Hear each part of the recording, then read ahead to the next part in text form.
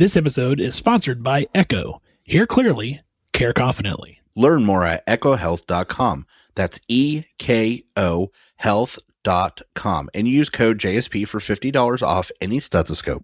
Just Some Podcast Media. The thoughts and opinions on Just Some Podcast are of the hosts and guests and do not represent the views of organizations that employ them or they volunteer for.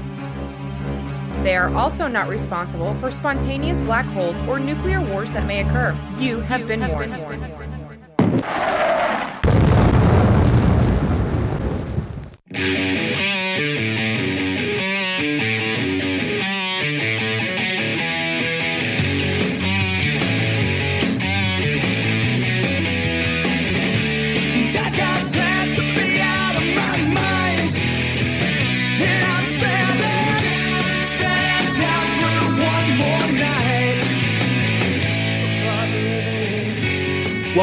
Welcome, everybody, to another fun-filled and exciting episode of Just Some Podcast. This is Tom.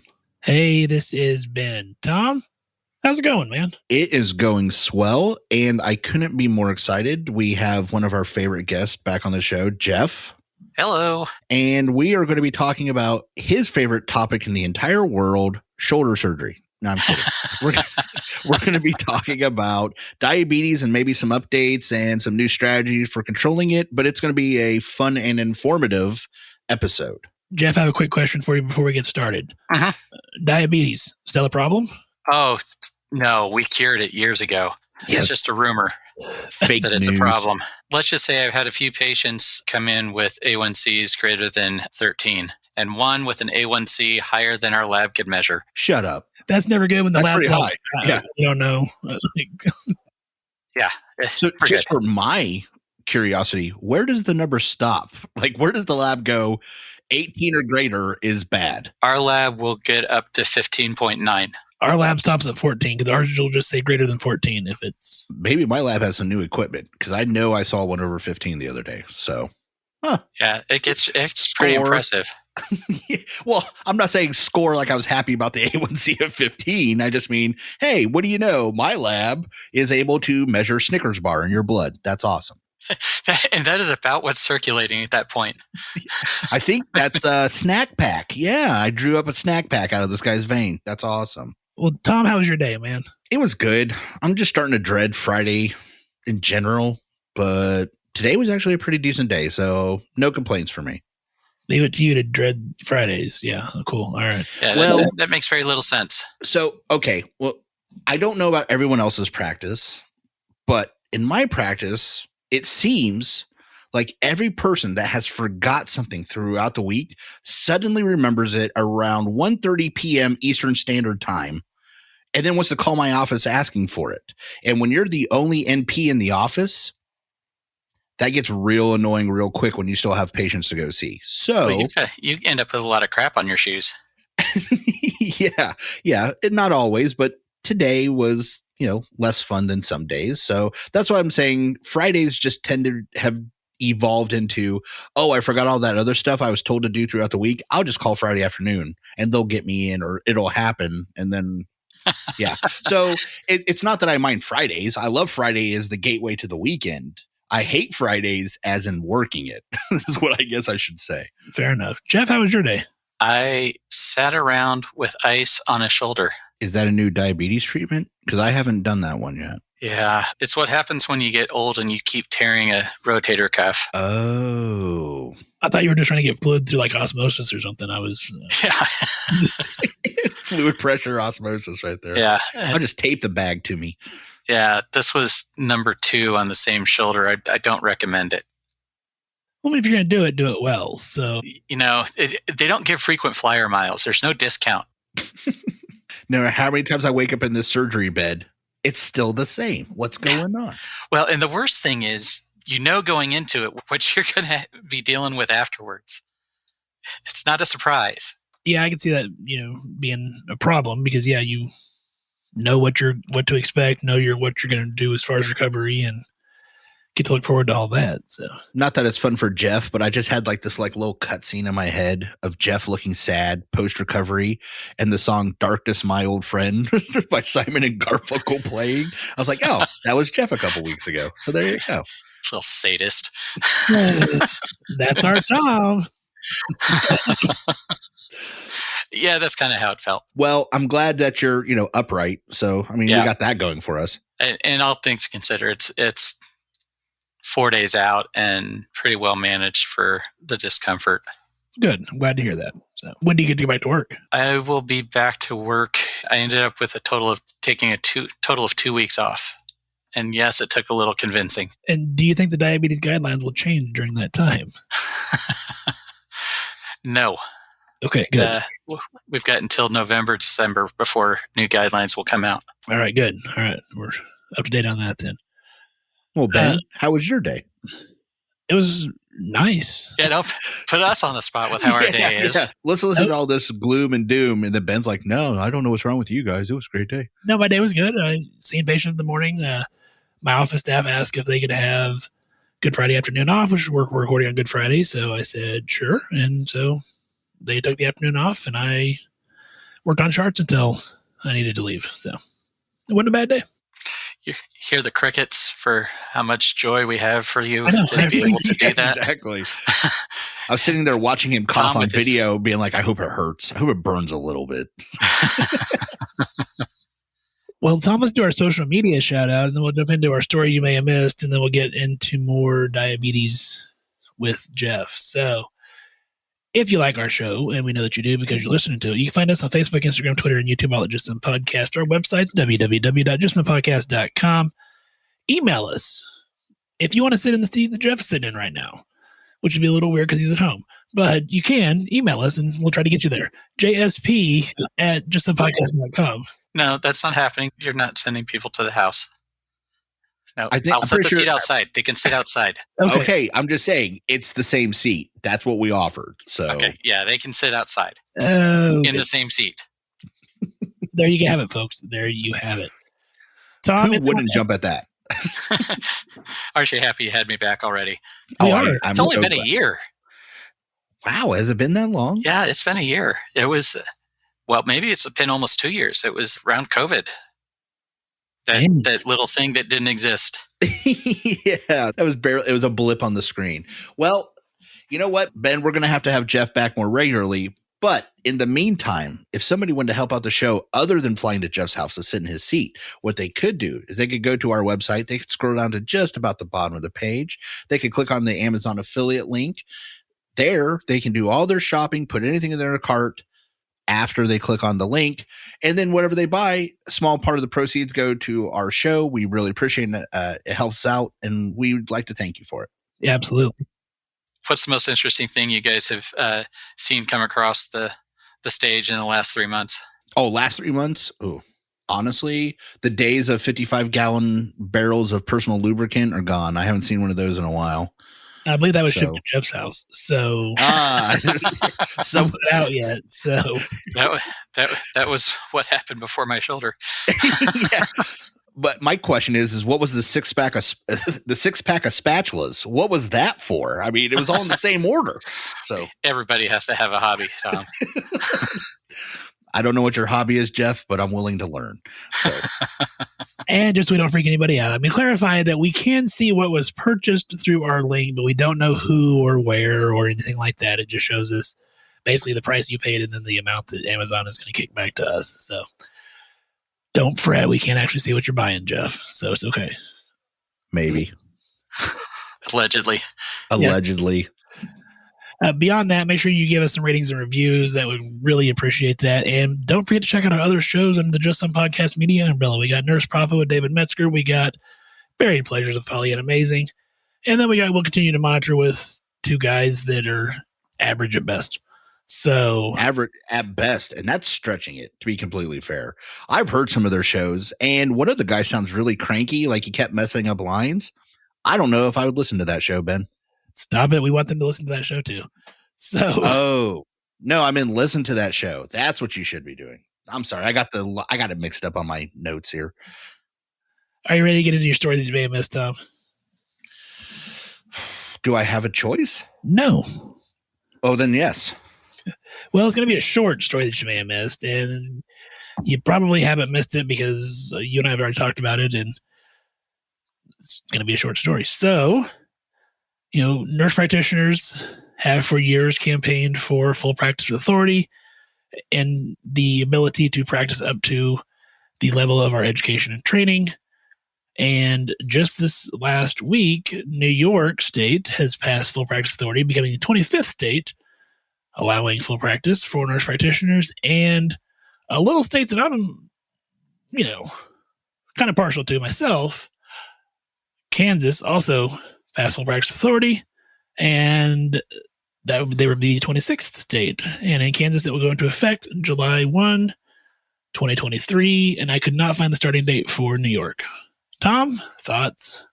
Yeah, I was just thinking about Kansas, and that's basically just a big rectangle, right? Like you're partial. That's Colorado to a rectangle. Colorado's more of a square. Kansas is definitely more rectangle. Jeff, I need a ruling. I'm going to rectangular-esque.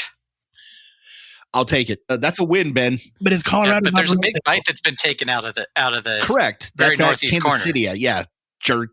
Kansas City. Actually, Kansas City I really like. So I'm just kidding. Kansas City, I love you. But Ben, it's rectangular-esque. What about Wyoming? That's a square and doesn't really exist from what I heard. So isn't it more of like a principality? I don't know what you call that place. I just know that it's somewhat there on maps, but I don't really know anything about it. I call it Tured, is what I call it. That's a great place. Yeah. On the full practice authority piece, wasn't there a reciprocity like we've got for the nursing licenses, the Nurse Compact Act? Wasn't there one that was supposed to be engaged once there was a certain number of states that had passed full practice authority? Or has the time run out on it? I've heard like rumblings about that over the last several years, but I've not seen anything come to fruition. So I don't honestly know. Yeah, I would say I haven't heard anything about that, but I am very happy for Ben and the other nurse practitioners in both New York and Kansas. Do us proud, ladies and gentlemen, and good luck, because it's going to be a bumpy road, I think, getting this implemented. But then I think after that, it's going to be really good. The APRN Compact, I'm going to move us forward, was adopted August 12th, 2020, and that was to be implemented when 7 states enacted the legislation. That's from the NCSBN, so I'm not sure how far that has gone, because then you're going to have states approve it. Which it took them long enough to approve nursing licenses, let alone advanced practice. So, something we'll kind of keep an eye on here at JSP, and we can bring Jeff on next year to report on it as well. So,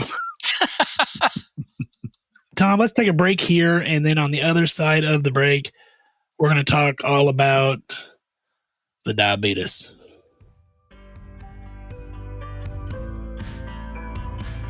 Ben, how do you like using your 3M Littman Core Digital Stethoscope? I will tell you, I honestly use it every single day on every single patient, and it has greatly impacted how I am able to hear sounds more clearly. I also love the app that now, with it being upgraded and updated, detects murmurs and AFib, which is kind of cool. It is really cool, Ben, and I got to be honest, it's got 40-time amplification, it's got noise-canceling technology. It really is a game-changing piece of equipment, and I've said it 1,000 times, and I'll say it 1,000 more. If you use a stethoscope in your practice, you really need to hear one of these and get one of these. It will improve how you treat your patients. Yeah, we talk about it a lot, but I genuinely use this on every single patient that I listen to.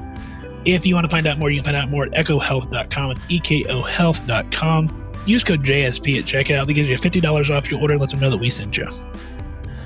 Tom, how are those CBD roll-ons for your shoulders?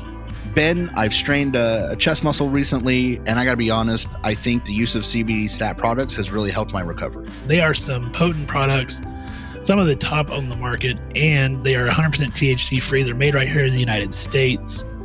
And they love their healthcare people. They're giving healthcare people a permanent 40% discount. It's a permanent 40% discount just because you're in healthcare and because they know all the shit that we've been through the last several years. Go to cbdstat.care/healthcare and fill out that form, and it's going to give you that permanent 40% discount. And if you're sitting there going, but Ben, Tom, I'm not in healthcare, and I got a sore shoulder. What can I do? Well, what you can do is you can go to cbdstat.care and you can put in the code JSP20 and get 20% off your total purchase and get the same high quality products that we were just talking about. Yep, all because you listen to our show. That is cbdstat.care. All right, Jeff. So, diabetes. It's bad. Go ahead and play the end music. We're good. That's no. Yep, there you go. That was the whole show. Yeah. Well, thanks for having me, guys.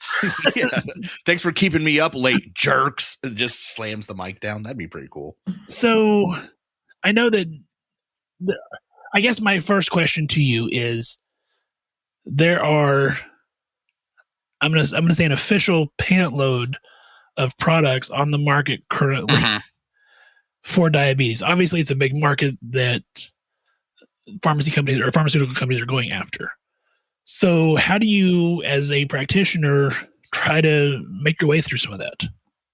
Well, part of it is following guidelines. And we've got two organizations you can look at, the American Diabetes Association and then the American College of Endocrinologists. And luckily, their guidelines mirror each other fairly closely. The Endocrine Society, the biggest difference, in my opinion, is how tight a control they want and at what point you go to more advanced treatment. The long and short of it with the ADA is they are recommending more aggressive treatment than they have in the past, especially out of the gate. Out of the gate, typical metformin, 3 months, see where they are, then start adding. Depending on A1C now, they're recommending 2 agents, whether it's an SGLT2 inhibitor or whether it's a GLP-1 receptor agonist on top of the metformin out of the gate.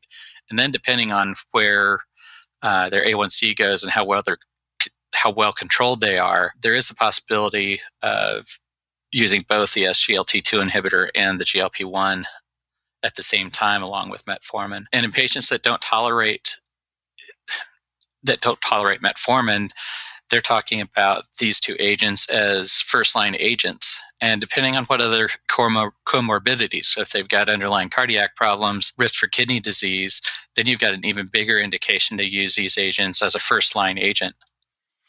So, Jeff, one of my problems in my practice has been I would love to get more of my patients on GLPs. I haven't had as big a problem with the SGLT inhibitors, but those GLPs are real hard. Do we see any progress that insurance companies are going to start relaxing or making it easier for us to get those medications to our patients? I think if we can continue to prescribe appropriately and not use them off-label for things like, weight loss, I think we'll have a better luck. The problem is, these are costing $1,000 to $1,200 a month. The SGLT2 inhibitors are anywhere from $600 to $800 a month on cash price. So it's not cheap for insurance companies. I think what you have to do is be able to demonstrate, I hate using the word compliance because it sounds punitive if they're non-compliant. But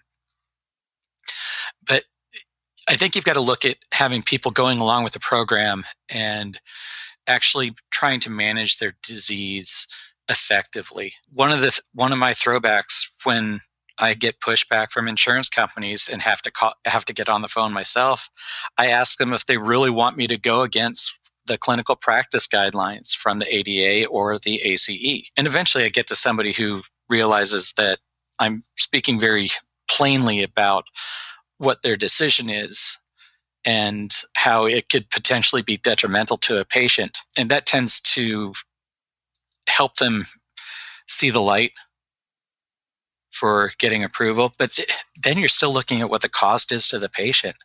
All these agencies have discount cards, but if you've got a patient on Medicare, they can have all the discount cards in the world and they're still hosed. A couple years ago, the CMS started permitting insurance or drug companies to provide patient assistance for patients in financial need.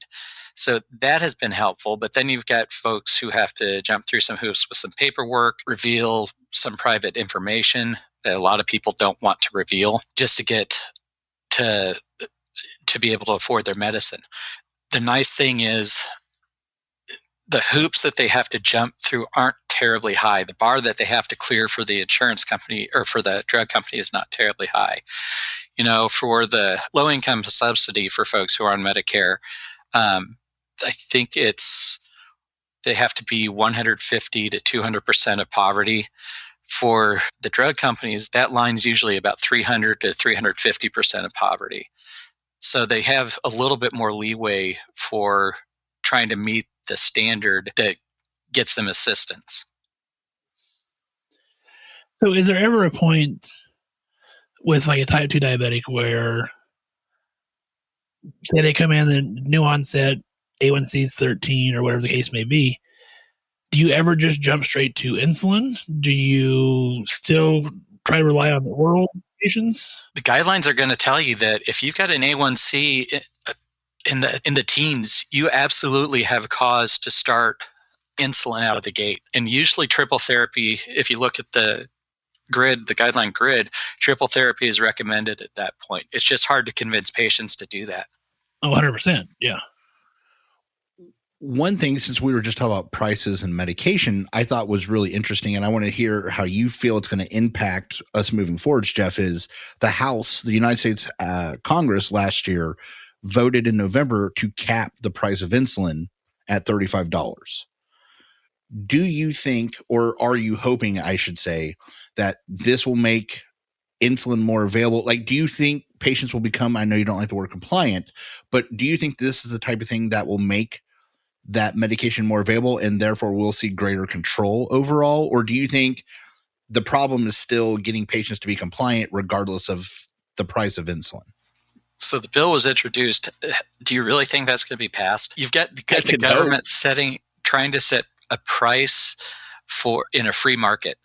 That is not going to end well. I think it's a very good PR piece, but the bottom line is I don't think that's ever got a chance of passing. That being said, you can go to a major retailer that has a generic insulin that is made by I'm trying to be really careful with names here. Made by a company. Made by a company that makes a well-branded insulin and GLP-1 receptor agonist for $28 for a vial of 1,000 units. And now they are manufacturing pens for this large retailer. So I tell my patients, this is where you need to go to get it. I mean, if they can't take the medicine, if they can't afford the medicine, they can't take the medicine, they can't manage their disease. That's the bottom line. Yes, it would almost be like it's a mart of some sort. I don't know. Yeah. You just have to make sure you don't get put up against the wall. You're welcome. Yeah, you had me speechless there for a second. I know. So I know we kind of brought you on talking about like updates and stuff. So have you, because I know you stay pretty well versed on this. You treat a lot of diabetic patients, and I know you have published articles about diabetes and family practice. So have the guidelines may have once or twice. Or, author of the year. I mean, no big deal. Have you seen the guidelines change significantly the last few years? In the last few years, what the guidelines are doing are looking at making them more comprehensive and involving cardiac care and renal care and management of kidney disease. The SGLT2 inhibitors, way back when, they were very nervous about using them in the presence of kidney disease and in fact recommended against it. Since then, it has actually been demonstrated to help prevent progression to stage 4 and stage 5 CKD with the use of SGLT2 inhibitors. So we've got the nephrologist that stole the drug from us. And then the cardiologists got in on the game and are using it now both for HFpEF and HFrEF. So I was going to point out, Jeff got to it right before I did, is I actually had a consult with a nephrologist the other day about some medications, and this all came up. As a matter of fact, he could not tell me to start that patient on an SGLT fast enough. He was like, no, you absolutely want to start doing these things. So, and I mean, this was a couple months ago. So I was like, oh, okay. So yeah, no, it's fantastic. And I think the support going that way, because a lot of times I have patients, they come in with like half information. Well, I heard from a friend whose brother is a diabetic, I shouldn't take this type of information. Now that I can give them, and hopefully in the future, as these more comprehensive guidelines are evolving, that we can say, no, we know better. Do you feel that these guidelines are going to help treat overall, or is it just kind of polishing up what we already have and making it easier for practitioners to provide care for their patients? Like, do you really think it's going to make a change what they're doing, or is it just, oh, we're just cleaning up the stuff we already have? Right now, with the medications that we have in our armamentarium, I think it's going to be more cleaning up and making it easier to do a more comprehensive care package for your patient.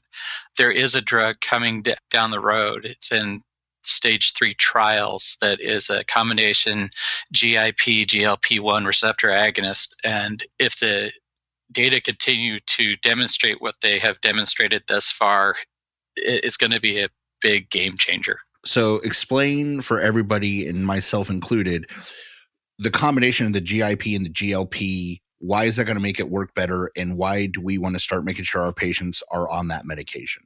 Or can you speak to it? Like, is enough evidence and stuff out yet? There's not enough out to go into a whole lot of depth with it. GIP, you're still working in the incretin system in the gut with it.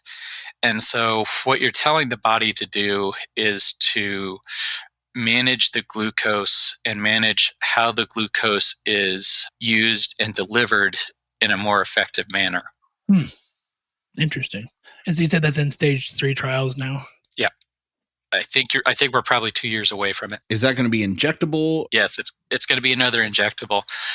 There's only one oral GLP-1 receptor agonist on the market, and part of the reason is the molecule is not stable in the gut or in the stomach. It has to get into the gut for it to be effective. I don't think that companies are going to try and spend the money in R&D to compete with this one. I still think we get better numbers with the injectable medications than the oral medication that's on the market. So you mentioned numbers, and that brings up a question that I have for you. So going back to, say, a diabetic new onset, say the A1C is, we'll drop it so it's not like an insulin level. So let's say it's a 10. Okay. And you start them on medications. So what are you anticipating? Let's say they're compliant. They, cut out carbs, cut out sugars, taking their medication like they're supposed to.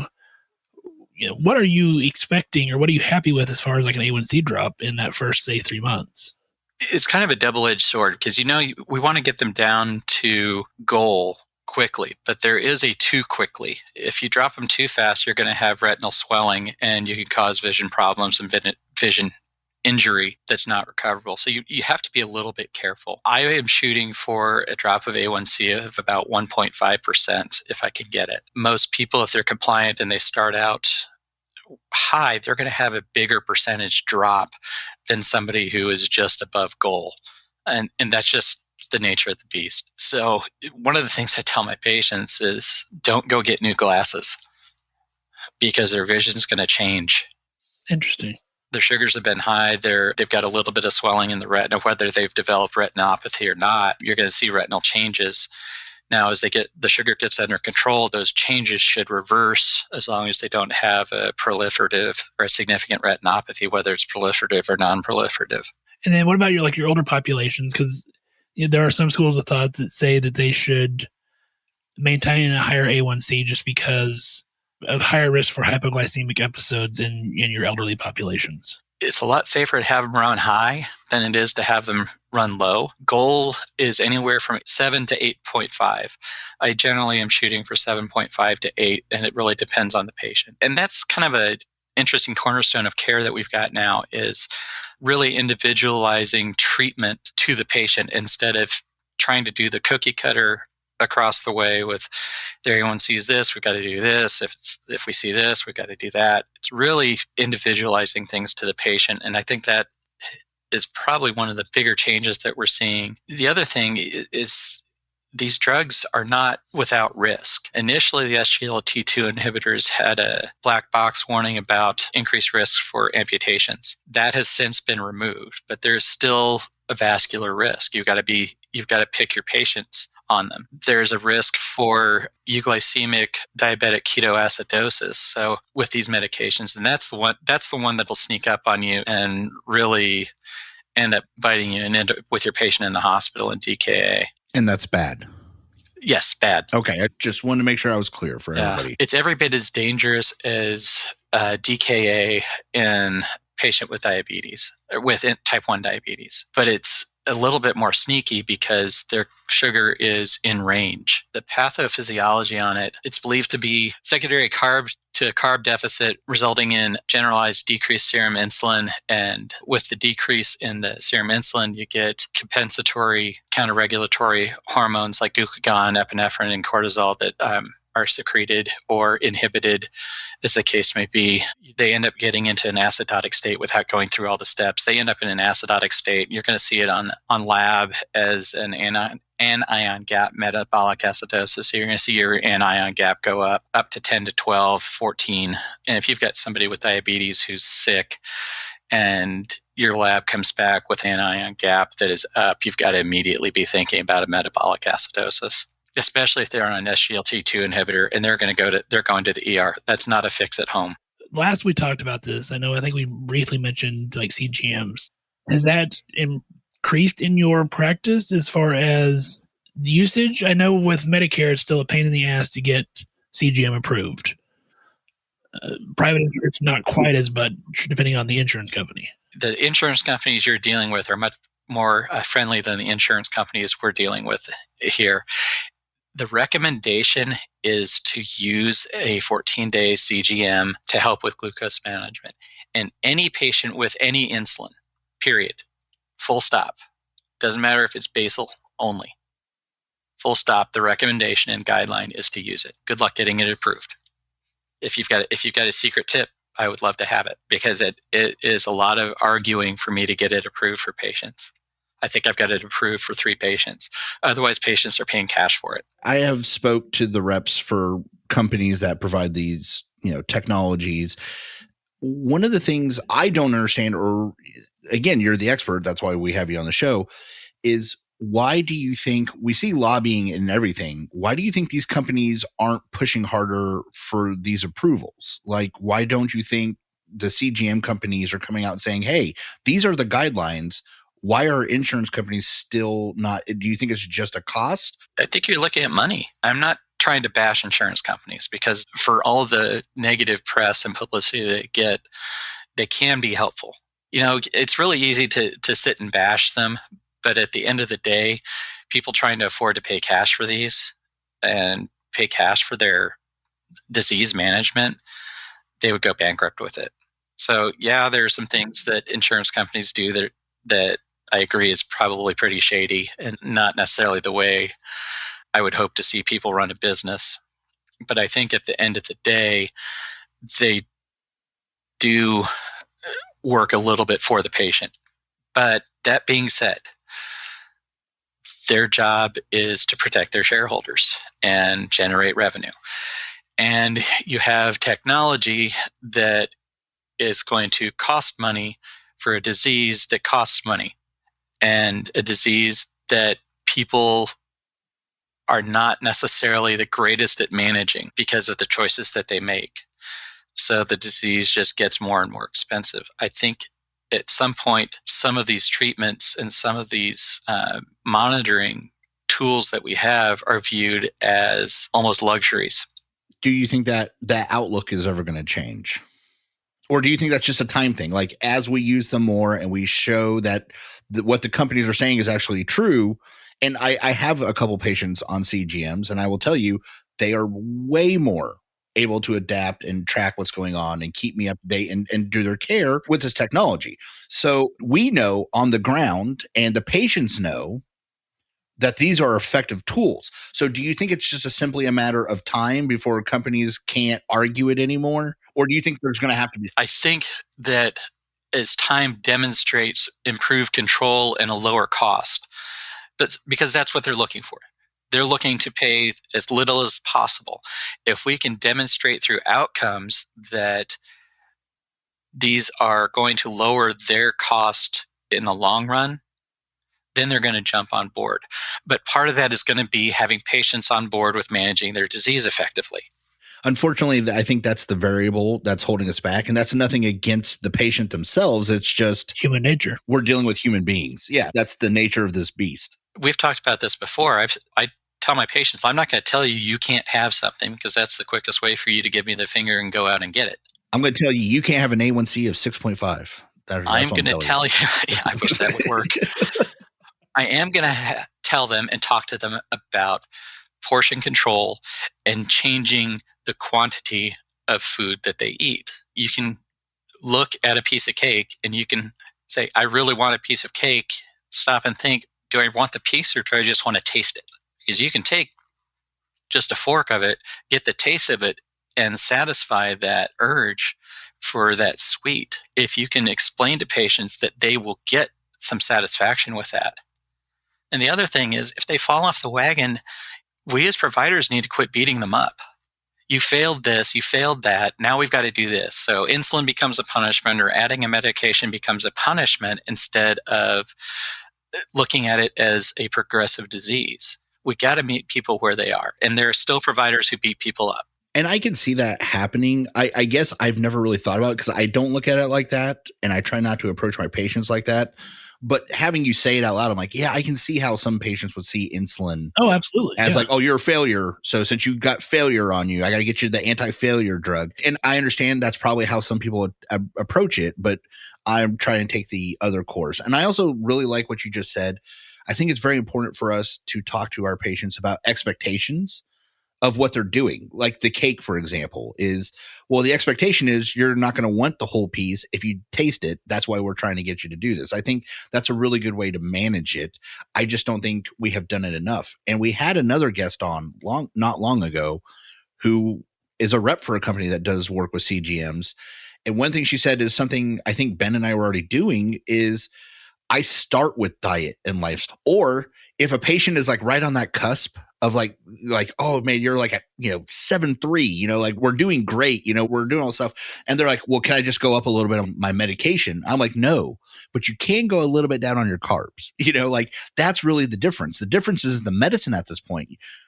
You're the difference. And so that's how I try and approach it with my patients is your diet is really the foundation of the treatment, not just the drug. And I have seen, honestly, some very good results approaching it like that with my patients and explaining to them that drugs are very helpful and they're life-saving and there's nothing wrong with them, but they're not magic. You have to do something. Yeah. If all we do is keep going, if all we do is increase the medication, then that's all we're going to keep doing. Correct. And then eventually we're going to run out. And I've tried to explain that to them. Eventually there is a stop. Okay. Yeah, I know you think 50 units of insulin is good. So 55 must be great. No. And there is a finite amount that you could put into yourself. So I guess that's one of the ways I look at it. I don't know if everybody else ever has, but that's how I've always tried to approach it. And I've never thought about it as a punishment but I think that's a really good point. And I need to keep that in mind when I'm discussing with patients and I think there is a difference though. I have had patients that I think they were afraid of insulin or have heard bad things of insulin. Or like I said, there's the classic, my brother works with a guy who had a cousin who, whatever. The point is that is sometimes the stigma we're fighting versus the patient that's just like, well, I'm not going to do it because I don't want to. Now that's a different problem for me, but the stigma, I think we can do a better job of education and not beating people up over. Well, and the other thing is, depending on your timing and your rationale for starting insulin, it doesn't necessarily have to be permanent. Yeah. And I've tried to explain that too, is if we can improve things, we can start like if we're on triple therapy, because that is, I got to be honest, Jeff, that's one of the big surprises to me is how many people I'm like, well, let's test your A1C. Wow. I was not expecting, 10.2 like that. Just, wow. It's amazing to me how many people are over 9. And I try and tell them, we look at levels. Like 7 is one of the things. 9 is when we started getting a little hanky. Like, oh boy, hey, wait a second. We really need to do something. This isn't kind of cut out a piece of cake time. We've got to do some work. It's at that point when I try and explain to him, though, it doesn't have to be permanent, or we can adjust it. But the problem is getting that work in. And I think sometimes that frustration on the patient side leads to inactivity and wanting to comply. And I know you don't like that word, but that's just what I'm used to saying. I know. So. It's become jargon and it's accepted. It's just people have a choice. And if we're saying compliant versus non-compliant. Oh, I understand. I get what you're saying. I've used it so long that, like you said, it's my jargon. I can't not say it. Like, I'm pretty sure that's how I document it. Like, he's compliant, he's not compliant, etc. So you might consider chooses not to. Yeah. I've put refused a couple of times. Yeah, this patient refuses to use insulin. Like, that's gone in a couple of charts. Well, and again, if you stop and think about it, it's a really judgmental way of doing it, though. Yeah, I mean, I get that. Yeah, I'm not saying you're wrong, but when this is, and I'm not saying I shouldn't change, and I will look at it. But at the same time, when I go, hey, sir, here, or ma'am, here are all the facts, and they're like, yeah, I just don't like it. I'm like, to me, that's a refusal. I guess that's And I've had that patient too, and what I end up documenting is that conversation. We discussed initiating insulin for management. Patient states that he elects not to. Does not want to take the medicine. And I'm not saying I'm not going to look at it, but here's one thing, and I literally just thought about it while we were talking about this, Jeff, is with all the new legal recourses that have come against nurses and soon-to-be practitioners in American society currently, honestly, from a legal standpoint, I might put refused. And here's why. If you put chooses not to, it sounds like, oh, he may not have had all the facts in front of him. He just I gave him a choice. If I say from a medical standpoint, you will get worse if you do not do this, and he does not do it, that is a refusal. And that's a legal jargon to help protect me if this goes forward. And so I'm not saying anybody out there, I am not a lawyer. I am not giving legal advice. I am saying if I were for documentation purposes, there may be people that, hey, we discussed alternatives and they chose not to go with it, versus the person that I'm like, you are at, again, we'll throw out a random number, over 10. And I laid out all the facts. And he is just like, I don't care what you say. I think I might go with the CYA on my charting on that one versus. And in those cases, what I do is I document what I talked about specifically. That we talked about the risk for cardiovascular injury, risk for kidney injury, risk for amputation, risk for blindness, risk for death. Patient elects not to start medication at this time. I think I could hang with the elects not to, as long as all that's documented. I'm just saying, when I put in there, we discussed thoroughly, that's a quote I've used several times, or multiple aspects. Yeah, exactly. Yeah. But I think it's going to be very interesting now that I think about it, how risk management gets involved with our charting going forward from here. And they might start saying, look, whether you like it or not, you need to put elects not to or refuses. I don't know how it's going to fall. I just definitely think with the litigation that is starting to just insidiously attack us, I might add. Like, it seems like it's coming from the inside out now. I'm like, it just feels like it's everywhere. I don't think it's targeting nursing in particular. I think healthcare has been kind of bulletproof for a long time. That what happens inside the hospital walls has been magically safe and protected on both sides of the fence. Nurses are about the only profession that accepts being assaulted as a function of our job, and employers tend to look the other way when it happens until we start prosecuting that. So my standpoint is, if you're assaulted at work, make a case of it. Period. It's a double-edged sword. I mean, yeah, we've talked about workplace violence on here, and I'm sure we will again. And I can't say it enough to anybody that's listening. Anybody, if you're assaulted, I don't care where it's at, you're assaulted, and that needs to be handled appropriately. And by God, if you're not willing to stand up for yourself, no one else is going to do it for you. So if you're a healthcare worker and you've been in that spot, and I know you have been, I hope you're listening to what we're talking about tonight, not just for diabetes, but for a profession. So anyways, let's get back on track here. So Ben, what next great question do you have? Oh, wait a second, we're out of time. I was going to ask Jim, like, so any final thoughts before we jump into our last segment? So when do you guys start screening? At what age? I honestly, Jeff, and I'm sure someone's about to jaw drop here in a minute. I go off the patient and what's being reported and what symptoms we're having, and if it's necessary. I don't know that I have ever just said, oh, here you go, you're going to get an A1C today because. Ben, same?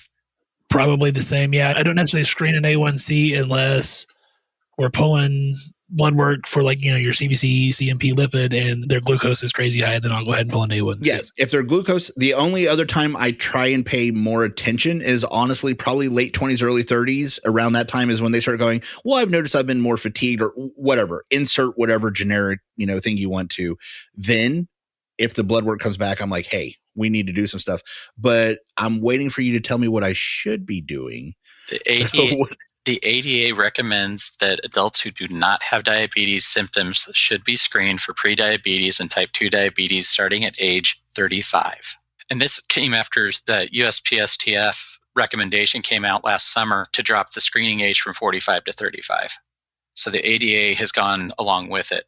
I haven't looked at the ACE recommendation, but I'm going to guess it's similar. The other thing, to your point, looking at body habitus, looking at lifestyle, that gives you a clue that, hey, maybe I need to draw lipids and glucose and see where they are. The other thing I look at is when a patient tells me that they've been losing weight but really haven't been doing much for trying.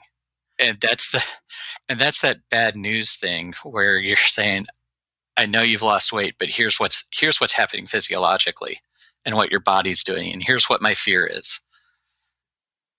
Just to prepare them, and invariably it comes back with the wrong answer. I had that happen the week before last.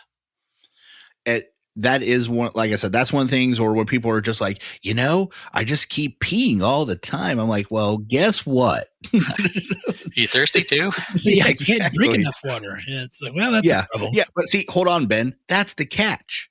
They never say I can't drink enough water. They're like, man, I drink like 12 Mountain Dews a day. I'm like, well, listen here, Chucko. And I do remember the guidelines on checking lipids and stuff, and it was 35. So I guess I never thought about automatically adding an A1C to it, but it's definitely that age range. If they start mentioning some symptoms, I'm like, okay, we're definitely throwing that on. They're not specifically saying check an A1C. If you look at the standards of care for diabetes management, it's actually in chapter 2 of the book where they talk about screening. Sorry, I'm nerdy enough to know that. No, I'm writing it down. Head. Well, yeah, no, I was just reading that the other day. I mean, it's a page turner. I mean, it's right up there. It's a regular Dan Brown novel. But I'm going to go ahead and make a note here in front of me to check that out, maybe in more detail. Chapter 2. Do you remember the page number? No. Okay, I just thought maybe I'd ask. So. Good try. Excellent effort. Oh, boy. All right. Tom, anything you want to say? Oh, go ahead. Of course. You asked for the last point. Sorry. Weight management is big on it. There are recommendations when you've got somebody with prediabetes that make an excellent case for starting medication to try and prevent progression to type 2 diabetes. I have one patient that didn't tolerate metformin that I have on a GLP-1 receptor agonist to help with preventing progression of disease and supporting weight reduction. It took a little bit of work with the insurance company, but it only took one letter to get them to approve it. That is the most shocking thing I've heard tonight. That right there. Well, you're saving them money in the long run. Well, and again, that's one of the things I don't understand is we've talked to a guest on this show about continuous glucose monitoring. I've talked to reps from those companies. We can show if you use this equipment and you do these things, though it costs a lot of money now, over the period of their life, how much money they'll save.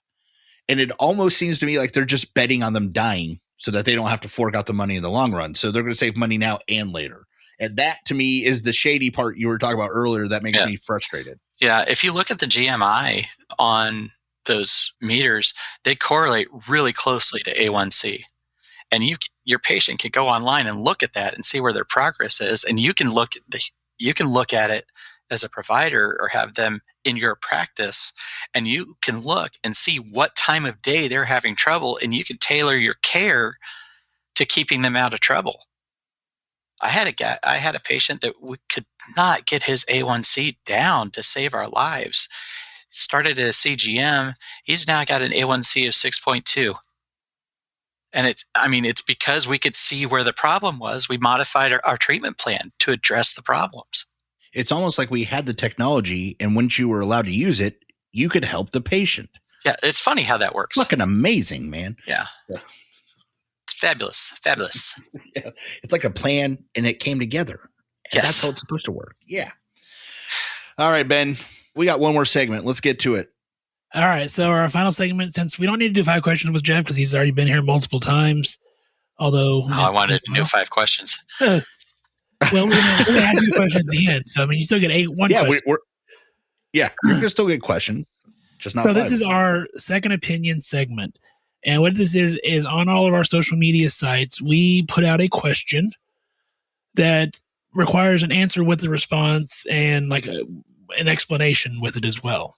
So this second opinion segment's question was, if you were an Easter candy, what Easter candy would you be and why? By the way, Jeff, we didn't do this on purpose for the diabetic specialist picking Easter candy. It just happened to be. It's just a giant coincidence. It never would have happened that way. Okay. I'm gonna say Peeps. Why? They are loved and hated. There you go. All right. Yeah. You got people who they're absolutely despise them, think they're the most disgusting things on the planet, and some people that think they're just fabulous. And that's the way people view human beings. Some of them we think they're fabulous, and some of them we wouldn't want to have anything to do with. I'd be careful how that phrase ended up. Yeah. So, Tom, think about your answer. I'm going to read some of the ones we got online, and we'll just kind of go through some of these. So over on Instagram, burn.np says, I would be a Starburst jelly bean because they are delicious. Oh, you gotta love those jelly beans. Black licorice. Ugh. Oh my gosh, there's something wrong with you. Oh my gosh, there's something wrong with you. Oh, yeah, something's wrong with me. Yeah.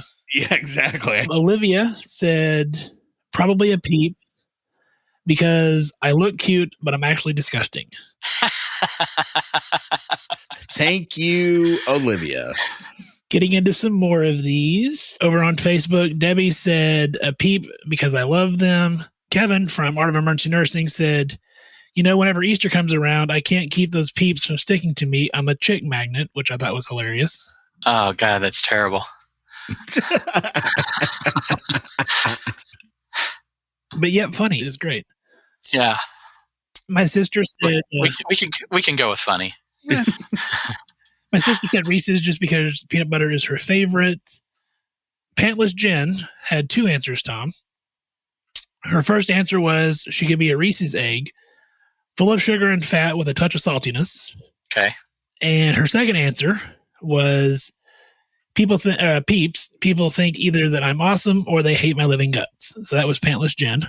Sunny said Cadbury cream egg, of course.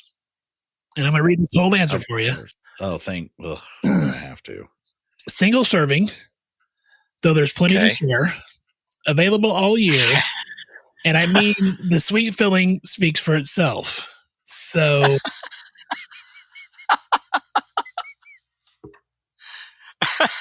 How do you argue with that one? You don't. You just said, don't. Good answer. Don't. That is. Yeah. You need a different rating. Yeah, that filling. I was like, ugh. Yeah. Carrie said a stale Peep. Looks like a sweet exterior, but hardened on the inside like most healthcare workers. I'm not going to lie. That's actually one of the answers I wrote down was a stale Peep. Quote, like the exact same answer. Well, not the reasoning was different, but the same candy. So, And then, Tom, the last one, this guy named Tom that comments a lot on a lot of our posts. I don't know. Candy corn. He said it's so sugary that people can't stop eating it until they throw it all up. So, How is that an Easter candy? Tom, I cry foul. with Tom. That's fall. That's a fall candy that has been bastardized and moved to Easter. It's a money-making conspiracy. but I think in this case, you're furthering his conspiracy theory. He's saying, I'm everywhere. I make your life disgusting. Yeah, that describes that man. I know him. So yeah, that's a good description right there. I think they're only delicious in the fall. Yeah. Oh, so it's weather that determines your sugar tooth. Yes. That's a new one. Okay. Of course. Candy corn should only be eaten in the fall. I don't care what anybody says. Well, it should be, but it's everywhere, Jeff. And it needs to be chased with black licorice. Ugh, God, that. I don't know about All that. right. Wrapping up second opinion, what Easter candy would you be and why? Okay. So I'm between 3 and I don't know. Okay. I said stale peep, which that just blows my mind. But realistically, it's because I look appetizing to some people, but really I'm just there to ruin your life when you get a hold of me. So that's what a stale peep would do. So I'm like, okay. I like the Reese egg. That's another one. Reese's egg. I thought about that because my theory was I'm just as good as the other guys. I'm just shaped different. So there you go. Okay. So, That's see, good. I thought you guys would like that one. The last one was a Kinder egg. What's a Kinder egg? It's like the chocolate eggs that are hollow. They used to have like little toys inside. They're from outside Europe. the United States, they have a toy inside of the egg. They cannot sell in America they don't. But if you go anywhere else in the rest of the Somebody world, might choke to death on that. that's exactly what I was going to say because I'm going to fucking choke you. So there you go. So that's why I'm a Kinder egg. Jeez. You think you want me, and then you get me, and I end up, ruining your life. So either way around, if you notice a pattern, that's what. Yeah, I don't know between the 3. I think the Reese's egg, but I can't rule out Kinder egg either. Fair enough. I think mine would be a jelly bean because I guess because of my size, they tend to be really scared of me. Like when they first meet me, like I've had like front desk staff members and other offices cry when they because they're afraid to talk to me because I'm this big scary guy. I'm not. I'm like this soft and sweet guy on the inside. So I think that's what a jelly bean would be. So I had this hardened looking exterior, but I'm really sweet on the inside. Yeah, he's hard on the outside, but he's really filled with gelatinous sugar.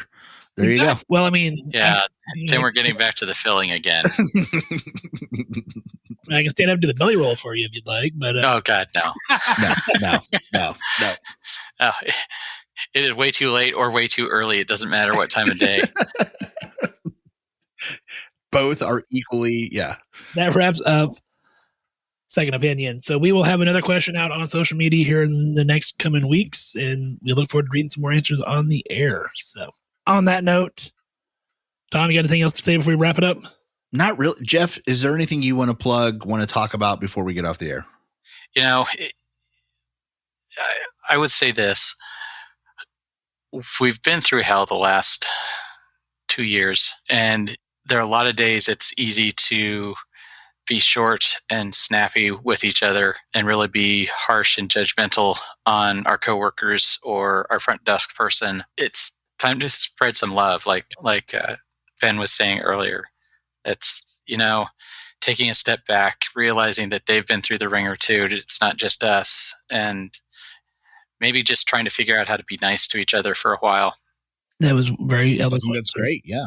Thank you. I would say, and I think Jeff said if you send him a copy of the diabetic guidelines, he would sign them for you and mail them back. So. That was nice, Tom. On that note, way to ruin a moment. I know, right? Asshole. Stale Peep's back in the running. So there you go. On that note, wash your hands, wear your mask, take care of each other. Have a nice week. Hey, everybody, make sure you stay safe out there. Practice swearing just to pass the time. Lately I see why I am alone.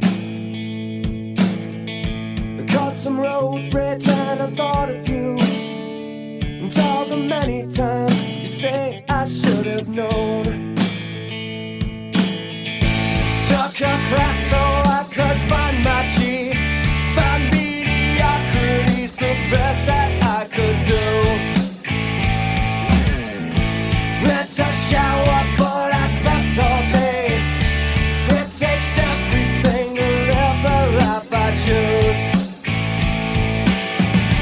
Oh, what do you say? I screw up everything. And oh, what did you prove except there's only more for me to lose?